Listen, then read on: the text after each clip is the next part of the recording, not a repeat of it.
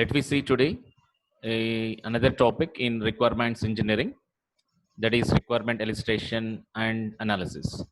Hope if you remember, this is one of the phase in RE process. If you remember in the last class, if you remember this, we have studied this a spiral view of the requirement process where it talks about the elicitation here.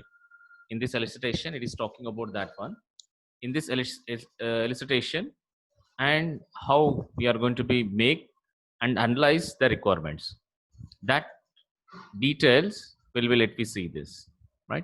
So it is a combination of this and requirement specification all together will be discussed in the next topic, that is requirement elicitation and analysis. Now coming to this topic, what is the main objective of this one? What is the main objective? Right. What is the main objective here is, in this topic, the main purpose is with the customers, we are going to be find outing about the some activities like which application domain you are going to be using. The activities under this phase is which application domain it is going to working. The second activity, what are the services is providing by your project, and how the performance will be expected, and is there any specific performances there to give their satisfaction of the customer, and hardware constraints. Like this, a little bit of more detailed activities are going to be discussed in elicitation phase. Now this requirement elicitation and analysis may involve a variety of different peoples, such as like the system stakeholder, end users, business managers, domain experts, and trade union representatives. Not only this, many different stakeholders will be involved in this phase. If you see the scenario, how the requirement elicitation analysis process will be goes on, the first activity, the first step under this is discovering of the requirements. This is the first one. The second, after discovering of this, it will classify the requirements which are the belongs to software, which belongs to hardware, which belongs to user requirement, which belongs to system requirement. Like this, it will categorize as and organize all the requirements to fulfill the task of the project. Next, it will be give some priorities, which requirement has to give more priority and which is gives less priority, and a sort of negotiations will be done so that will be make some swappings in the priorities. The last activity under this is, as I said, requirement specification. We are combining in the process of REP, that is requirement engineering process, the two phases, requirement elicitation and requirement specification. The last outcome of here is requirement specification. So these are the four different steps we are going to discuss in this elicitation and analysis. So let me see the first one. Like as I said you, these are the total process activities, because internal it is going to doing. So that's why it is called as process activities. Let me see the first one, requirements discovery. It is also called as requirement elicitation. The other name for requirements discovery is requirements elicitation. Now the main activity under this is it just gathering the required information for making your system fulfill, and between the user and system requirement information as well. So it will gather the existing system, how it will be there. Based on the existing system, how good we are going to be develop our new system between the user and as well as system requirement. And the sources for collecting of this information, gathering of information, is it comes from the existing document which is available in libraries of the companies, and from different system stakeholders, and any other specification similar system like from the existing systems also it will gather the information. So these are the main sources where it is going to be gathering the information to fulfill is from the documentation which is available in the library, system stakeholders, and the similar system which is mapped to the current system. If you take a small example of, already we have taken the examples of MHC, the example related to the mental health care information system. So in this system, if you talk about what type of information we are gathering here is, like, we are collecting information of whether the patients whose information is recorded in the system. Next, we are collecting which doctor and which responsibility of each doctor, and each doctor is mapping to which type of patient, who is making treatment for a particular patient, which doctor has providing the treatment for the which type of patient. Such type of information we are gathering. Next information it is gathering is regarding to the nuts it is allocated for each patient or for a group of patient. How good it will be make a consultant, like a every 2 days we will have a make consultant with the patient by the doctor, and what type of the coordinations between the, like, the doctor instructed to the nurse, so take care of this one and have a treatment. If any serious condition is there, has to apply some sort of treatment over there. That type of information, as well as the appointments which is taken care by the medical recipient, that this recipient of which is available by through phone call or through website, what are the web appointments by who taken by the different patients. And regarding to the IT staff, either the patient end or from the doctor end or from the hospital end, what are the softwares that they can be installed, what are the softwares they can be installed over there, installing and maintaining the system. And what are the ethical guidelines, because the information of the patient doesn't reveal to any other hospitals or any other peoples. What are the ethical guidelines they are following by the team of medical ethics ethical team. And the last information is collected under this healthcare manager, who has maintaining the MIS, the management information system, for overall the medical healthcare IS. So such type of collecting of information will be taken care by one of the process activity, that is the requirement illustration and analysis. Okay. And also it is conducting some sort of interviews over here. How? Because we need to gather the information from different stakeholders. But when you are gathering from different stakeholders, we have to conduct some sort of interview, because need to ask the question, we'll get the answers. Based on that, putting some set of questions over there to the different stakeholders, and we'll get some sort of responses. That responses or answers we are going to be collecting for this question. Here, two types of interviews they are going to collecting. They are going to conducting. One is closed interviews, another is open interviews. Closed interviews or predefined questions will be given to the stakeholders and will get the answers. Where in the open interviews, there is no predefined questions. Dynamically, based on the answer from the stakeholder, the question will frame, and again next question will ask. Based on the next question answer, the next question will be make ask for the stakeholder.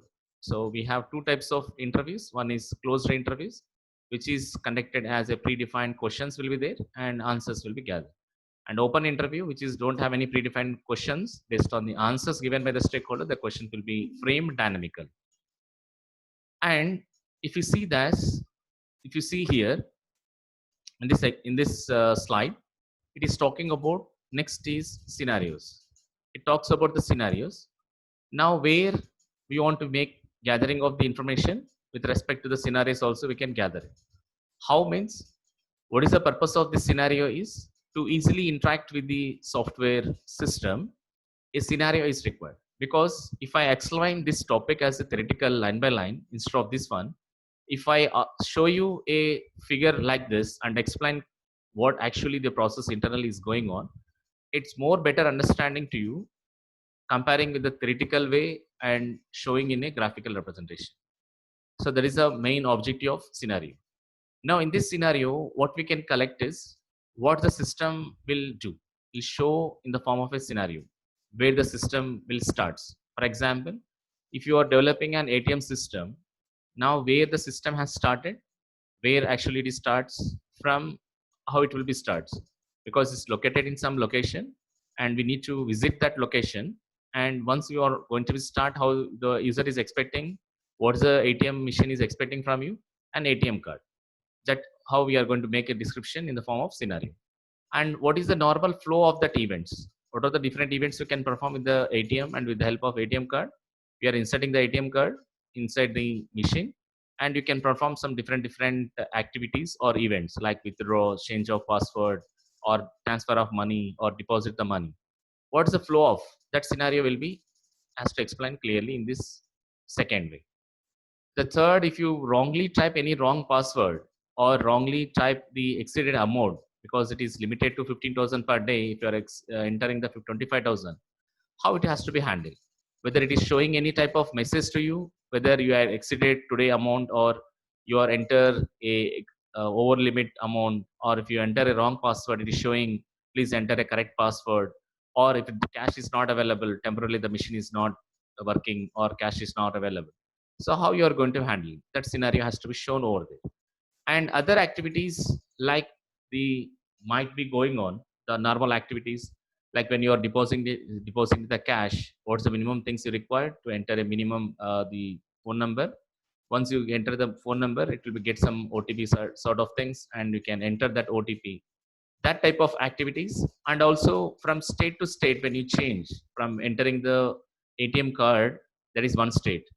Again entering into language selection, that is another state. Taking some banking services, another state. Entering some amount or making some savings or current account selecting, that is another state. State to state, activity to activity, what type of scenarios we can be do over there, that type of sort of information we are collecting and in this illustration and analysis. So this is the second one, that is scenario. This is an example for how the scenarios will workflows. When the patient having a normal condition, what has to be take care? When the patient wants to be take a appointment, what sort of information we are collecting? When anything is goes wrong with the patient, maybe it is go for another situation, maybe in night times where the patient has condition is abnormal, then what sort of first aid has to take care by the nurse. All such type of things has explained in this MSc PMS example. Okay, later we can go through this example. It's a normal, if you read out you will get it the information. The next is here use cases in the requirement illustration analysis. Next is the use cases. Now how the use cases will be helped, how the use cases will be helped means, here use cases are going to be drawn with the help of the high level use case diagrams. We'll be talk more about these diagrams in the third unit, and also from the experiment number 3 from SC lab, it all deals with the diagrams. Now high level of use case diagrams will be documented. Now this high level of use case diagram, it consisting of some set of use cases. Each use case will represent the description how the interaction will be done. And also in this use case diagram, it consisting of some actors. So who are the actors in the sense, like the different stakeholders who are involved in the project, like some human beings or systems, will be drawn with the help of actors notation. And each use case will be have represented with the help of eclipse symbol, eclipse notation. And each actor and the use case will be connected with the lines, interaction between the actors to interact, how good it is going to be interacting over there. So with the help of these notations like use case, actors, lines, notations, we are representing these use cases, because how the interaction will be done between the users. Here user is nothing but not only the human being, but also we can call as systems, how it can be represented. Now in first situation, when you entering into the ATM, the actors or user means yourself. And when you are entering the ATM card, is a ATM card entering is a one use case. How it will behave when you enter the password, how you will behave, how the system will behave. Now immediately once the making another activities, the actor, another one more actor will be added here. That is ATM machine is another actor. Now how you are going to interacting? What are the different use cases over there? Banking, selecting the language is one use case, and withdraw some amount is another use case. Deposit is another use case. Changing password is another use case. But different use cases, how the interaction will be done between you and the ATM, that will be discussed with the help of the connections will be done with the help of lines. So more details will be talked about the use case diagram in the third unit. There we can see. But for time being here, use cases will be consisting of in this for the purpose of making some good interaction with the help of some sort of notations like use cases. Use cases will be drawn with the help of Eclipse notations. Actors may be called as humans or systems, and actors and the use cases are going to be connected with the help of the lines. This is one example of the MSc PMS. If you see in this example, it talks about, if you see carefully this example, it talks about the medical, the receptionist, manager, nurse, doctor. These are the actors. Here the actors. Here is called as actors. And now what's the connection between the medical receptionist and the patient is, patient has to register with the help of this medical receptionist and view personal information. These are the two use cases. Use cases are represented with Eclipse. These are the use case. Now manager will be take care of that. It has to make sure this export the statistics and generate the reports. Now doctor also can view the reports of a particular patient, and nurse activities, or he or she can be view the record, that is view record, edit the record, and doctor make some setup of consultants that can be make interaction. Now in this figure it is clearly showing what are the activities, means responsibilities of each actor. Each actor means each person, each human being or the system, and what type of use cases they are going to be doing over there. Okay. And the next part under the this requirement illustration and analysis is, this will be ethnography. So this ethnography is nothing but making some observation or observational technique. What you are going to observational technique is, between the operational internally it is going to process how good the process is going on, how the system is correctly working or not, how the communication is done between the users, users in the sense actors and the use cases. That observation will take care by the ethnography. So initially ethnographic analysis will be done. A debriefing meetings will be have conducted over there. It mainly focused on the observational techniques or else the operational process, that is focused on ethnography. If everything is processing is good, it will shows in the form of a models, that is called as prototyping evaluation will be done, like how the interaction will be done, that evaluation will be done in the prototype evaluation, and system prototyping will also be take care of here, and finally it makes some generic system development. Now when they are making a deep briefing of meetings, they focus on whether the process will really works or not for the system prototyping as well as for the evaluation. Once the system prototyping is anything is changes, again they will be convey in the meeting, and once the system prototyping has done, it goes to again for evaluation. Now the input for system prototyping also coming from the system normal general system development as well. So finally in this one it concludes the ethnography whether really the requirement flow, the requirement operational internally, the process flow will be work properly or not. So if any support or any good support is required, any backend support is required, when they are going to doing over there. So that sort of things will be taken care by this ethnography, right? So here we have discussed in this illustration, that is requirement illustration, we have started with the first topic, that is requirements discovery. In this requirement discovery, we have seen the different ways how they are going to be collecting, gathering the information with the help of the techniques like interviewing, scenarios, use cases, and ethnography. Okay. And the second activity under this requirement illustration analysis is requirements classification and organization. Now once you are done your requirements, whichever going to be have the unstructured, it makes some classification. When we do the classification means which has to convert from unstructured way to the structured way, then only we can classify. Now unstructured collection of requirements which are you collected, make organize them in a order, in a priority wise, them into a coherent cluster. Based on that grouping of requirements, we classify that some of belongs to user requirements, some belongs to the system requirements. Again in the system requirement, Some belongs to the functional requirements, some belongs to the non-functional requirements. Again, in the functional requirements, some belongs to the software, some belongs to the hardware. Such type of requirements will make and classify based on our the need to fulfill our development of the project. The third activity under this requirement distillation and analysis is prioritize. Once you group and classify the requirements, you please make it prioritize, and if any negotiable, because please convey to the customer like this, the requirements will be there with the help of this requirement. If you are going to be added over here, like when they say in the paper ad, the car cost starts from 3 lakhs, 3.1 lakh onwards. When you go and visit the showroom, they will be make some priorities in the sense, what are the requirement? If I required inside a camera type, when you make your car, make a reverse for your car, there will be a display dashboard of that. If you want, you can need to purchase for that. If you want, you can add some more cost over there.